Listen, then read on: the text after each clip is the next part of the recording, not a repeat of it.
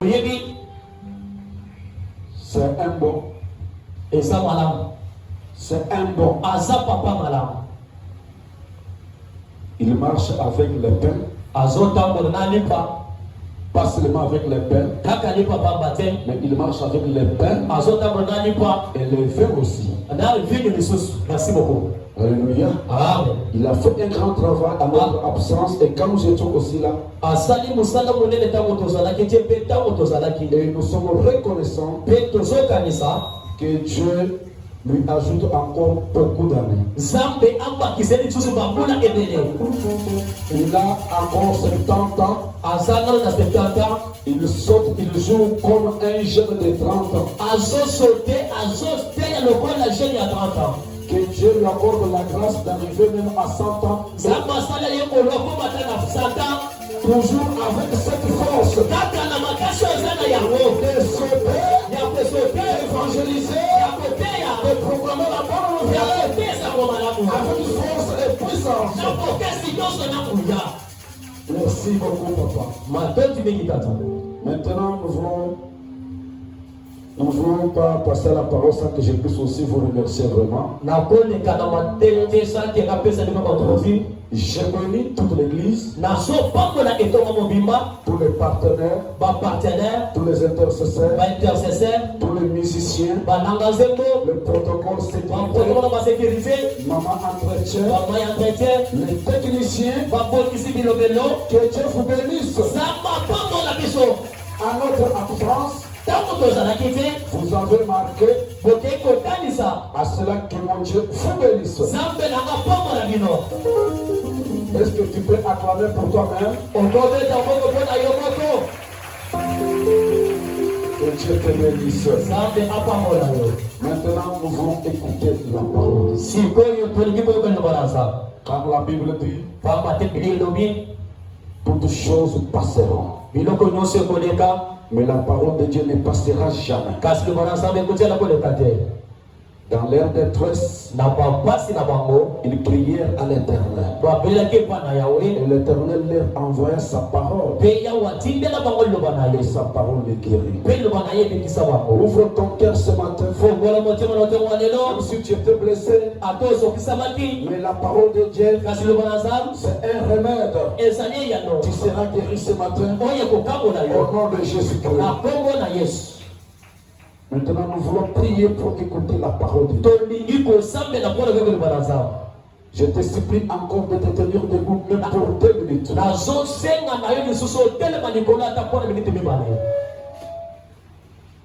Nous voulons écouter la parole. On peut prier, oui. Mais la parole, c'est un grand frère à la prière. Prie que Dieu te parle en particulier. Et tu vas recommander le prédicateur d'aujourd'hui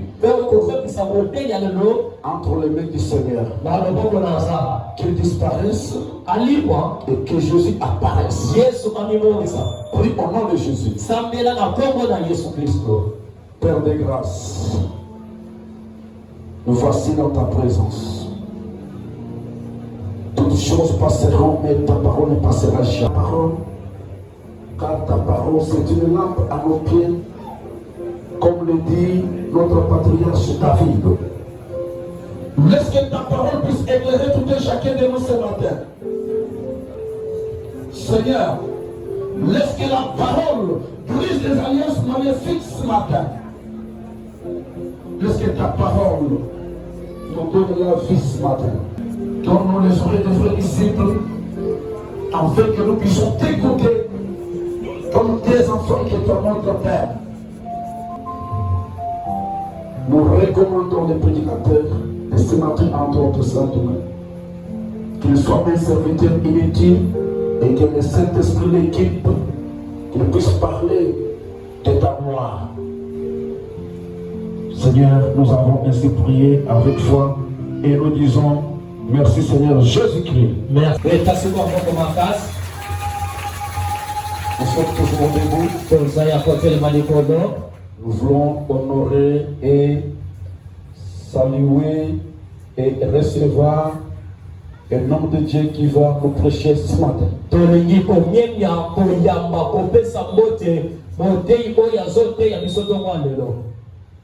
Est-ce que vous avez la joie de les recevoir? Manifestez votre joie, manifestez votre joie.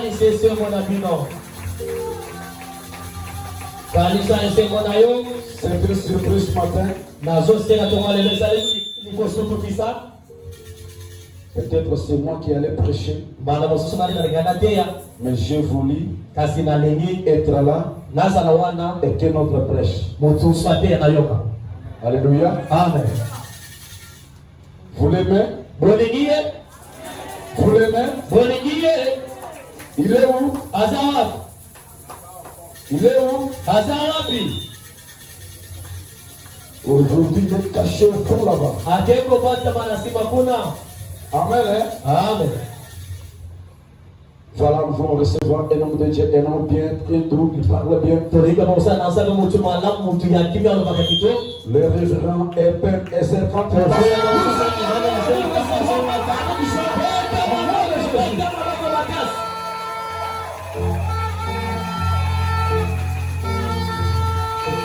Merci papa. Que Dieu vous bénisse. Vous pouvez vous mettre. Je constate que vous m'aimez. Laisse que l'Éternel vous aime aussi. Laisse que l'Éternel vous aime ensemble. Pouvons prendre place. Amen. Cette parole est pour la personne qui est comme Gédéon. Gédéon un jour, il va commencer à mourir ses bleus. Lorsqu'il moulait cela, il regardait cela. Quand il regardait cela, il appelait les Madianites. Parce que ces gens-là ne souffraient beaucoup. Ces gens-là ne souffraient beaucoup. Tu as vu Gédéon. Il a envoyé son âme. Il s'est apparu devant Gédéon. Il a dit à Gédéon. Gédéon, tu es un voyant héros. Tu es victorieux. Gédéon commence à dire. Dieu m'a comme ça. De quoi je suis victorieux. Le Dieu que nous avons écouté. On nous a parlé de lui. Que ce Dieu-là, il a délivré nos ancêtres. Il me parle aujourd'hui. Que Dieu est avec moi. Si je m'engage dans le combat, est-ce que j'aurai de la victoire? Dans la mémoire de Gédéon, il pensait que ce que Dieu a eu à faire, c'est limité que pour les Israéliens. C'était pour ses ancêtres. Il a oublié que c'est Dieu là qui avait opéré. Comme il avait opéré, il a la capacité de faire encore aujourd'hui. C'est le qui a dit Amen, que Dieu le bénisse. Ces paroles qui sont sorties, afin qu'une personne qui lui prenne la leçon comme Habakkuk. Que tu te l'Habakkuk. Même si cela va tarder, je serai toujours à mon poste. Je serai toujours. J'attendrai la réponse de l'Éternel. Que celui-là sache que lorsqu'il va attendre Dieu, il attendra la main de l'Éternel. C'est seulement comme Dieu a eu à faire. Comme il l'a écouté, le Dieu a dit le prix. Ce Dieu-là n'a pas changé. Comme il a eu à faire. Aujourd'hui, il a la capacité d'agir aussi. C'est ton Dieu. Il restera les Dieu des enfants. Il sera les enfants de tes petits-enfants. On n'appellera pas ancêtre. Il sera toujours au Père. Il restera toujours au Dieu. Amen. Dans le livre des Nombres, chapitre 23, Nombre chapitre 23. Verset 19. 19 verset. Bible ezolobani. La Bible dit quoi? Kuna ezala mutu moko. Là-bas, il y a une personne. Kombo na ye Balaam. Du nom de Balaam. Ntango babengi ye. Lorsqu'on a appelé Balaam, Akende kolakela bana Israël pour mabe. aller maudire les Israélites, Ameki kolakela bango mabe esimbi il te. a aussi, on sait de lever leur maudire sur le bâtiment. Zamba telemeli ye. Dieu s'est levé devant lui Akolakela bango mabe te. pour ne pas maudire les Israélites. Soka nde babengaki epai moto Oh, mosusu. il est appelé par une autre personne. Roi moko abengaki ye. Un roi l'avait appelé. Kende kolakela bato wana mabe. Maudire pour moi ces peuples. Soka nde peuple wana. Or, ce peuple-là, Azalaki peuple béni. c'était un peuple qui était béni. Azalaki peuple maudit. C'était un peuple qui n'était pas maudit. Azoyebisa ntongo lelo. Je m'adresse à vous ce matin. Ndenge mofandi boye. Tel que vous êtes assis comme ça, Ozali béni. nous sommes bénis.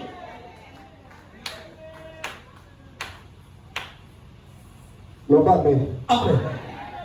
Yango nde bilakeli mabe nyonso. Raison pour laquelle toutes sortes de malédictions, Lokola Yesu akomaki bilakeli mabe. comme Jésus s'est fait malédiction, Bilakeli mabe nyonso. toutes sortes de malédictions Esimba bino te. ne peuvent pas vous condamner, Esimba bana na ne bino te. peuvent pas condamner vos enfants, Kote bozali béni. parce que vous êtes bénis. Bible ezoloba. La Bible dit, Bato nyonso bandimi. pour tous ceux qui ont crié à Jésus, Lokola Abraham. comme Abraham, Bakozala mpe béni. ils seront aussi bénis, Lokola Abraham azalaki béni. comme Abraham aussi était béni. Lika bénédiction ya Jésus. Est-ce que ce matin, la bénédiction de Jésus, Ezala partage na et ye. cette bénédiction sont aussi pour toi ce matin?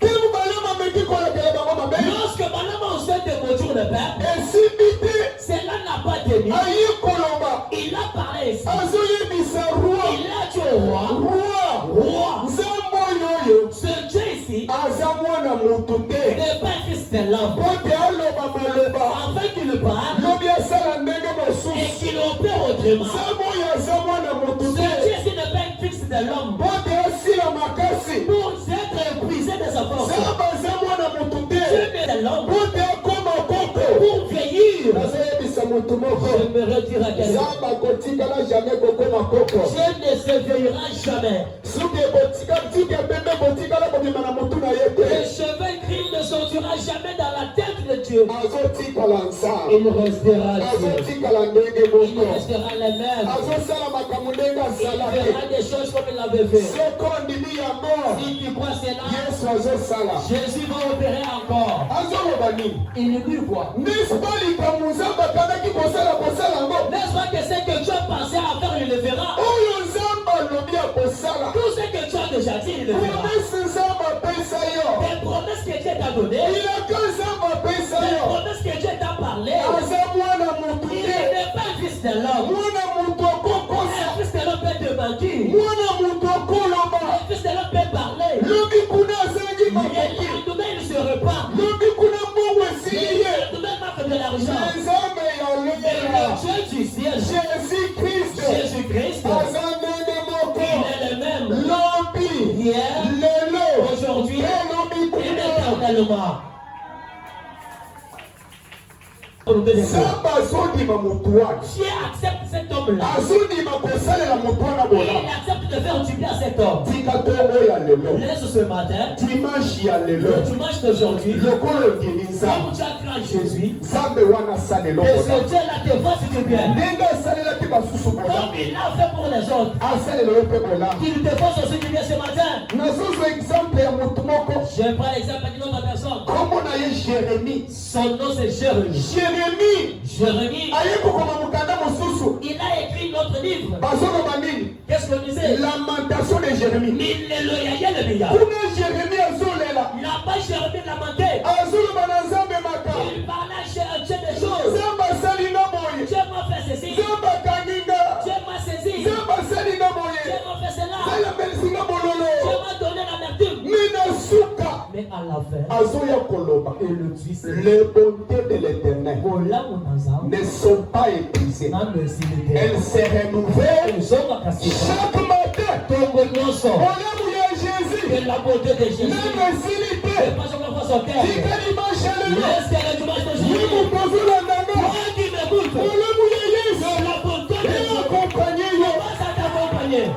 ezate. d'espoir. Jésus-Christ. Laisse que les affaires de Jésus commencent. Jésus commence à opérer. Et le miracle de Jésus commence. Il nous aurait été arrivé au bout. Dans le désert. Et il n'avait pas encore en fait. L'enfant pleurnichait en cherchant de l'eau. La solution pour elle, il faut rejeter l'enfant. Il faut abandonner l'enfant. L'enfant reste en train de pleurer. Aussi ce matin, les gens doivent abandonner. Les gens doivent rejeter. Celui qui ramasse le rejeté, c'est Dieu. Il avait ramassé ses garçons. Il ramasse aussi ce matin. Il ramasse aussi ce matin. Lorsque Dieu ramasse, quelqu'un dans son Dieu, il commence à lui laver. Il planifie la personne. Quand Dieu prend quelqu'un, si tu ne donnes pas tes essences, il donne la maternité. Le Dieu qui a des maternités. Quand tu n'as pas d'enfant, Jésus arrive dans sa maternité. Jésus qui a ses boulangeries. Mais tu n'as pas mangé. Les Israélites. Les mannes à manger. Avec le pain. Il y a sa boulangerie. Il y a des boucheries. Il y a dans sa boucherie.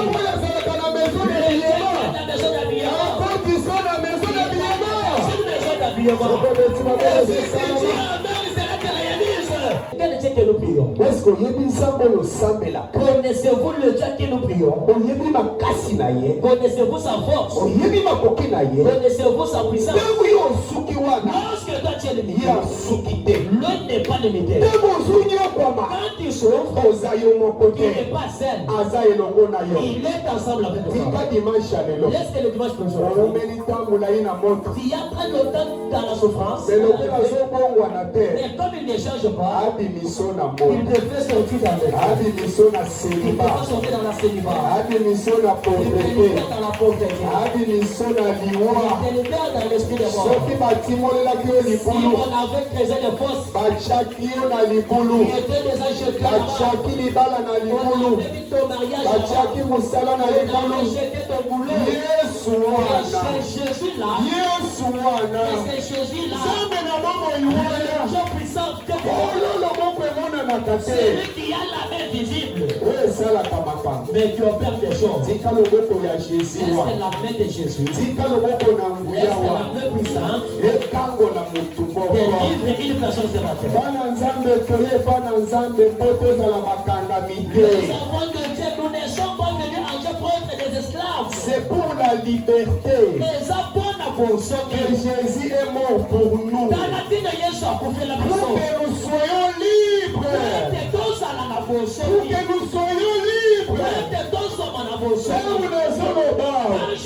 Si nous sommes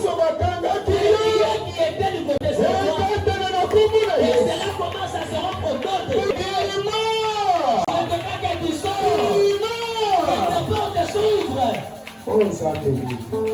C'est Dieu de Dieu.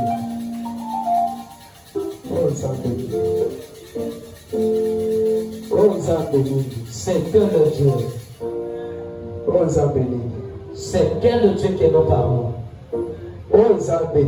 C'est quel Dieu que nous prions.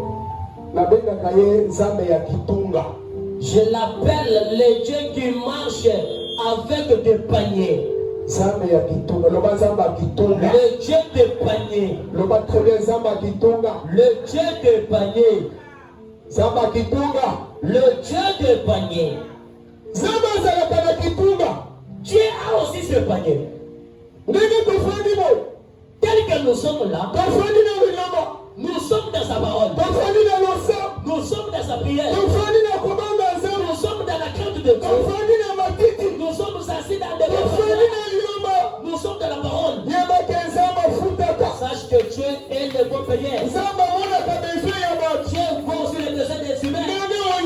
Quand que tu es venu là, Dieu connaît tes besoins.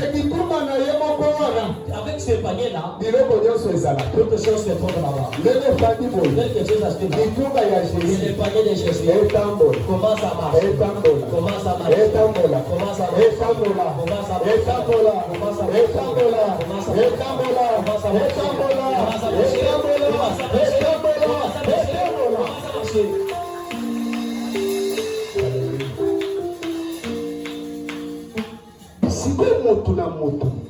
Maintenant que chacun élève sa main et le prend.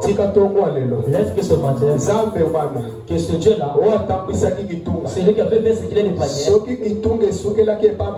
Si le panier était limité chez d'autres personnes, aujourd'hui nous allons mettre des pinaires. Si était stoppé sur d'autres personnes, le panier dont je parle, Dieu met toutes choses. Dieu met de l'argent. Il met des mariages. Il met des élévations. Il met de l'élévation. Si cela était élevé dans d'autres personnes, si Dieu a élevé d'autres personnes, il avait donné le sort. Ce Dieu-là, c'est ton Dieu. Il te donne la capacité d'élever ta main, entrer dans le panier et tu passes ce qu'il faut. Et tu récupères ce qui t'appartient. Le Dieu de désert. Je l'appelle le Dieu du désert. Il appelle les gens dans le désert pour que les gens pour aller contempler sa puissance. Dans le désert où tu vis, dans la vie de manque d'où tu es, c'est Dieu qui a accepté que tu sois. Mais si tu crois que le Dieu du désert, les Israélites, c'est mon Dieu, il fera pour moi. Il a fait pour les gens. Le Dieu qui a fait que dans le désert, c'est quel Dieu? Vous voyez Dieu comme qui? Les enfants de Dieu. Assemblée Jésus revient bientôt. Et il y a moyen sur ce massicot. Dieu a qui nous prions. Il a la capacité. Là où il n'y a pas quelque chose. Comme moi je le vois. Là où il n'y a pas quelque chose. Tu as la possibilité. Tu peux sortir quelque chose. La vie d'une personne. Il manquait quelque chose. Et Dieu ajoute quelque chose. Dieu a qui nous prions. C'est un Dieu qui appelle à l'existence ce qui n'existait pas. Il est Dieu qui crée dans le meilleur.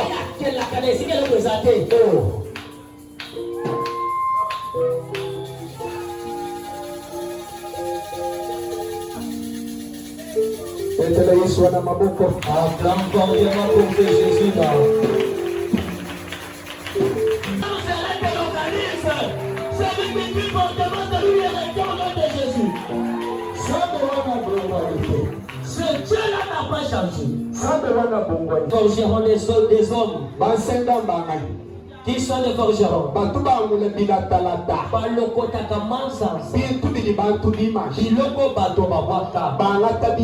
Basi biloko wa. Basali ambala musuli tuka. Akaba musuli je. Tumewande sivale. Limupange sivale. Epoti na ndoko batambo. Zambi tuesha bantu vale. Samba pesa kama tomutu. Wewe umvu kutinde. Yoko tozo kama tofale. Zambi wakaesha bantu vale. Samba ya pesa kama tofale. Zambi akuyuita bo. Samba wana etume. Zambi akusukula. Samba sokola. Zambi akuesha vale. Samba pesa vale. Zambi akonfondre bene ukule. Samba konfondre bangule. Yesu wabo akujibuka. Mayela baboko bwana.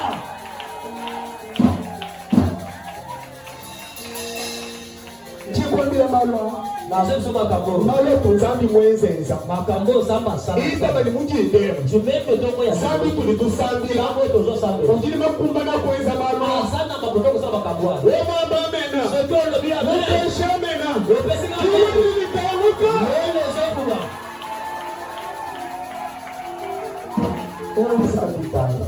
Oyo sabena. Tomubikilani. Na venga kaye. Zambi tushintulule kwafula kwa abantu. Sambo ya bongo na kyolebeli ya bato.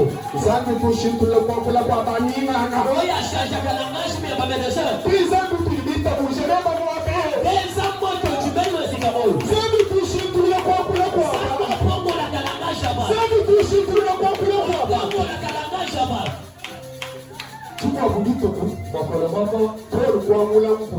Pierre alokoti moni ufota muchibu hapana kikoito la moto bienzeka nguni ya hii kambula esala kete bakonya alokoti nikala ni nyoka munda nyoka sana kena kati na yo nyoka kumusuma nyoka si nyoka walulero nyoka sana babelebele bantu bashala batangi bato bazotala bamba ni muntu oyufu bali muntu azo muntu oyufu muntu azo muntu oyufu muntu azo muntu oyufu muntu azo wobu kuinjila na afwa asije muntu akuma muntu bayufu muntu azo kufuatia sakwambira muntu mulinde zangi wa Paulo zambe ya Paul wakinjila uno baada Zambi wema wewe.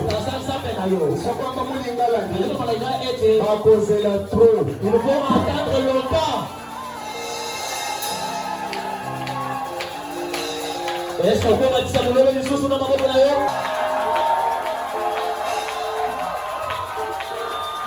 Zambi wa kubenesha. Qu'est-ce que tu as fait de Jiwe ba kujimuka. Bombe na yesha. Le peuple kozela trop. Le peuple kozela trop. Kaka. C'est comme ça. Tobe mwenu ne. Boza ni mutakufu. Mwenu mujimonu mumbo. Boza mutakufu ka. Ka. Boni wewe ko Churu kubaiti. oli ga moni.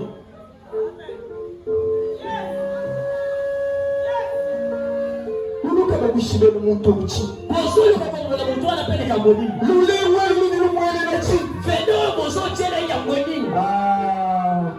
Dishiranga na jijikoko. Différence ezali awo.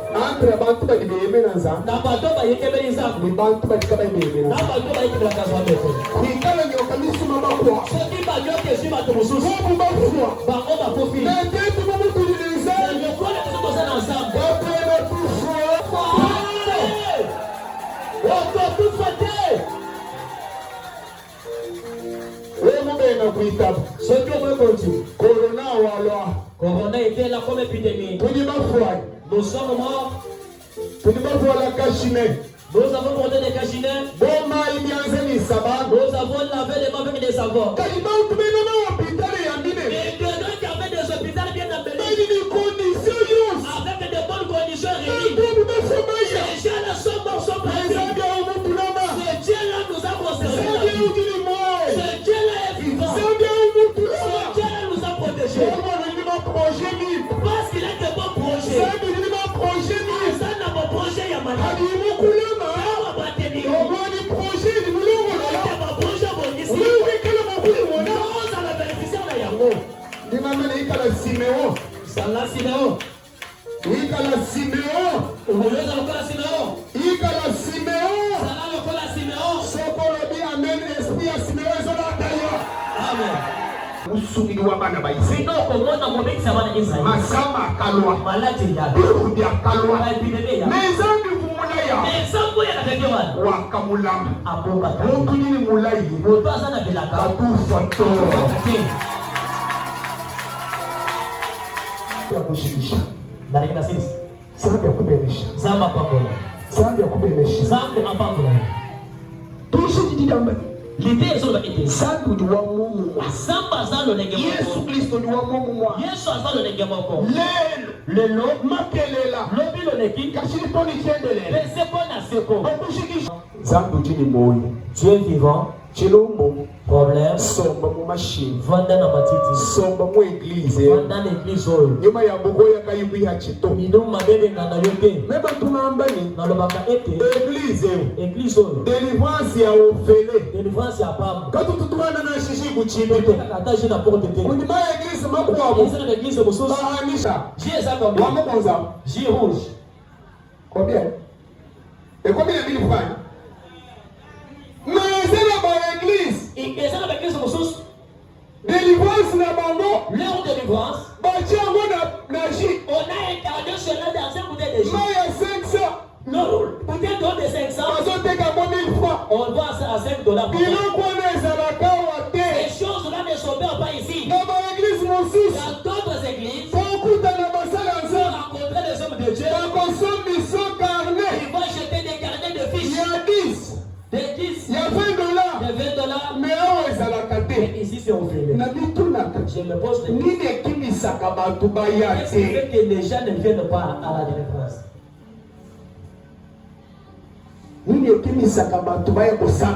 Qu'est-ce qui excite les gens de ne pas venir prier? Conclusion. Considérez Et c'est la Kamili Momabé. c'est les esprits impurs. Quand tu fais la délivrance, Quand nous faisons la délivrance, Ozolo Kamili Momabé Zoloba. l'esprit impur qui dit, Aïe, au bout d'un vous nid. pouvez venir ici.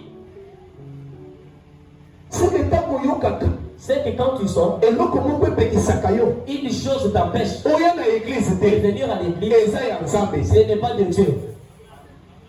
Alléluia. Amen. Et ça y est ensemble. Cela ne fait pas de Dieu. Pour ton âme, posa naïe. Or, la volonté de Dans Dieu, Psaume 133, dans Psaume 133, Bible Zoloba. la Bible dit, Il est doux ensemble de la kimia. et agréable Paix, c'est paix, ça. pour les frères Pour être bandeko, de demeurer ensemble. pour être bas à la ici quand même. Tango basanganaka. Lorsque c'est réuni, Ezaneti c'est comme mafuta basopeli yango. l'onction qu'on a, ouais, Likolo musakoli munene. sur un grand sacrificateur. Ezokita tina zonga bilamba na ye. Ça descend même dans l'extrémité des cerveaux. Esika wana C'est par là, nde esika nzambe azopamba. c'est là où Dieu te dit. Na ntongo lelo Ce matin, yeba ete sache que esika ozelaka lipambo là où ici tu attends de la prédiction, eza awa. c'est ici.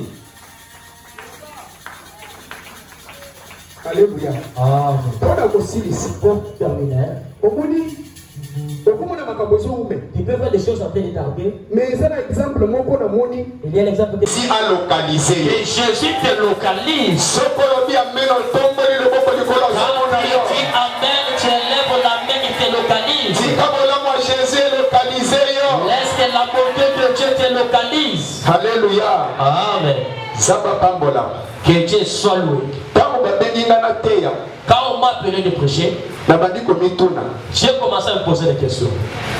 te mo toza na yango Les thèmes dont nous avons ezolobela nous parlent likambo etali la puissance et donc il est sur la puissance, le pouvoir de la langue. le pouvoir de la langue. nakomba lisusu na le pouvoir de la langue En entrant encore dans le pouvoir de la langue, mbala moko bapesinga passage biblique oyo il faut au moins donner ce passage biblique oyo nalingi totanga que j'aimerais qu'on lise tout à l'heure. mpe toteya Et nous prêchons sur ça. bakotangela biso On peut nous lire mokanda ya hébreu le livre d'Hébreux, chapitre 13 chapitre 13e, le verset 8. 8e verset. Nous lisons dans le livre d'Hébreux, chapitre 13, le verset 8e. Je lis au nom de Jésus-Christ. Amen. Jésus-Christ est le même hier, aujourd'hui et éternellement. Yesu Kristo aza lolenge moko lobi loleki lelopese mpo na seko. Parole du Seigneur. Liloba na nzambe. tokofanda Pouvons-nous prendre place? tobetela liloba na nzambe maboko Nous acclamons pour la parole de Dieu. nzambe apambola liloba na ye Que Dieu bénisse sa parole. mokanda ya hébreu ezoyebisa biso bo L'épître d'Hébreux nous dit, chapitre 13 au 13e chapitre, verset 8 8e verset, bazoyebisa biso on nous dit ceci. bato oyo bandimeli jésus Ceux qui ont cru en Jésus-Christ, bazoyebisa biso nini on nous dit quoi? boyeba ete Vous devez savoir ceci. yesu kristo mondimeli Jésus-Christ à qui vous avez écrit, abongwani te il n'a pas changé. aza ndenge moko Il est le même. lobi kuna Hier, lelo aujourd'hui, mpe libela na libela éternellement. alleluya Gloire. nabandi komituna J'ai commencé à poser des questions. mpona nini biblia elobi bongo Pourquoi la Bible dit ainsi? pote eza na bato mosusu Parce qu'il y a certaines personnes, soki andimeli yesu s'il a cru en Jésus-Christ, ayoki makambo yesu il azosala a écouté ce que Jésus fait, ayoki bikambo yesu il azosala a écouté le miracle opéré par Jésus. ntango ye mpe aye Quand lui aussi arrive, azozela il attend amona makambo yango qu'il fasse des choses. makambo yesu Ce asalaka que Jésus a fait, moto abandi koloba la personne commence à dire, lokola ewumeli comme cela tardait, seke jésus wana c'est-à-dire que Jésus-là abongwani a changé. jésus wana ape cortège mosusu ezoya Cortège qui venait ya ebembe avec un cadavre, ya liwa avec la mort. ntango yesu atali mabawa Lorsque Jésus les a observés, bazokende na mwana na ye mpo bakende on kokunda amenait un fils pour l'enterrer. asi abongisaki Il mobali avait déjà perdu le mari. ntango bakutani na jésus Lorsqu'on a rencontré Jésus, yesu ya mawa Jésus de miséricorde. La Bible dit Jésus fut émis de compassion. Jésus a eu de compassion. A compati avec elle. Les gens qui amenaient cette dame déjà portaient qu'elle est corps pour aller aimer. On a rencontré un homme. C'est lui qui compatit avec les autres. Ce matin, toi qui es venu, Jésus aussi est venu. C'est qui tu as rencontré. Laisse que tu regardes avec son corps. Il a pitié de toi. Comme avait eu compassion de cette dame. Il a aussi la possibilité. Il est le même. Comme tu es là rencontré, qu'il ne faut pas toucher avec toi. Il sent de pitié. Il fait quelque chose. On va acclamer fortement pour Jésus.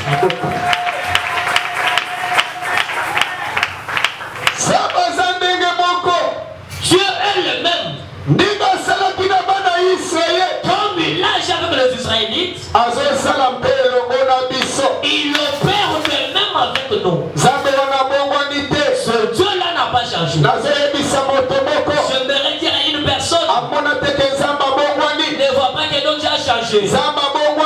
Dieu n'a pas changé. Ce matin, il est Dieu de sa main puissante. Il est Dieu de la main puissante. Il est le maître de la main puissante. La main qui était partie, il livrait les Israélites. Là-bas, l'esclavagisme. Il est dans leur délivrer. Il a fait pour l'aide. Ce matin, une personne qui est esclave, laisse que la main de Dieu, la main de Dieu, localise pour te délivrer. Il est le même hier, aujourd'hui et éternellement. Jésus dit quoi? Mon Père agit. Et moi aussi j'agis. Jésus agit. Jésus bénit. Jésus donne les enfants. Jésus donne le mariage. Jésus donne la paix. Comme son père a eu à faire, il a dit toi aussi tu dois le faire. Ce matin, nous sommes venus à Jésus. Nous avons levé Jésus. Nous avons glorifié Jésus. Nous avons levé Jésus. La Bible dit, quand vous élèverez le fils de l'homme, vous connaîtrez ce qu'il est. Comme nous l'avons élevé, est-ce que la puissance peut s'opérer dans ta vie? Qui a dit Amen? Alléluia. Ah. Que Dieu soit loué. Jésus est Seigneur. Jésus est le roi des rois. Jésus est celui qui bénit. C'est Jésus qui bénit. C'est Jésus qui guérit. Jésus agit. À quel moment Jésus agit? À quel moment Jésus opère? La Bible dit, là où la passée de l'homme s'est limitée, toi tu es limité. Tu manques l'espérance. Tu manques l'espérance. Tu ne vas pas pouvoir faire encore. Que les panis s'arrêtent dans ta vie. Qui tout le temps là-bas, mon aïe. Et quand les panis s'arrêtent, Quand on dit tout le côté des bras, saisis-les. si pas y a Cela veut dire, sois béni.